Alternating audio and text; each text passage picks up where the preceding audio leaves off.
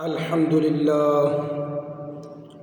لله رب العالمين والصلاة والسلام على سيد الأنبياء والمرسلين أما بعد فأعوذ بالله من الشيطان الرجيم بسم الله الرحمن الرحيم قال الله تبارك وتعالى في القرآن المجيد والفرقان الحميد إن الله وملائكته يصلون على النبي يا أيها الذين آمنوا صلوا عليه وسلموا تسليما اللهم صل على سيدنا ومولانا محمد وعلى آله وصحبه سيدنا ومولانا محمد وبارك وسلم وصلوا عليه۔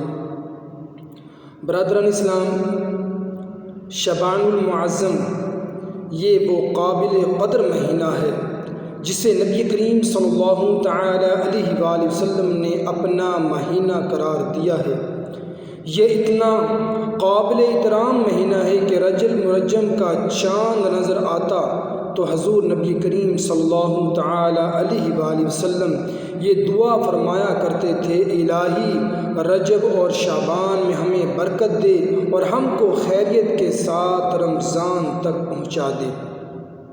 اسلامی سال کا یہ 8واں مہینہ اپنی رحمتوں، برکتوں اور سعادتوں کے اعتبار سے عظیم و شان اور ماہ رمضان کے لیے پیش خیمہ ہوتا ہے۔ اس مہینے میں رمضان مبارک کے استقبال اور اس کے سایہ فگن ہونے سے قبل ہی اس کی مکمل تیاری اور مختلف ضروری امور سے یکسوئی کا بھرپور موقع ملتا ہے۔ اس مہینے کی عظمت و اہمیت اتنی ہے کہ خود رسول اللہ صلی اللہ تعالی علیہ وآلہ وسلم نے اس مہینے میں رمضان کی تیاری کی ترغیب دی ہے۔ یہ مہینہ جس میں حضور نبی کریم صلی اللہ تعالی علیہ وآلہ وسلم اس کثرت سے روزے رکھتے تھے کہ صحابہ کرام کو یہ گمان ہوتا کہ آپ کبھی ترک نہیں کریں گے۔ ام المومنین حضرت عائشہ صدیقہ رضی اللہ تعالی عنہا فرماتی ہیں، حضور نبی کریم صلی اللہ تعالی علیہ وآلہ وسلم کو یہ بات بہت پسند تھی کہ شعبان کے روزے رکھتے تھے، رمضان سے ملا دیتے۔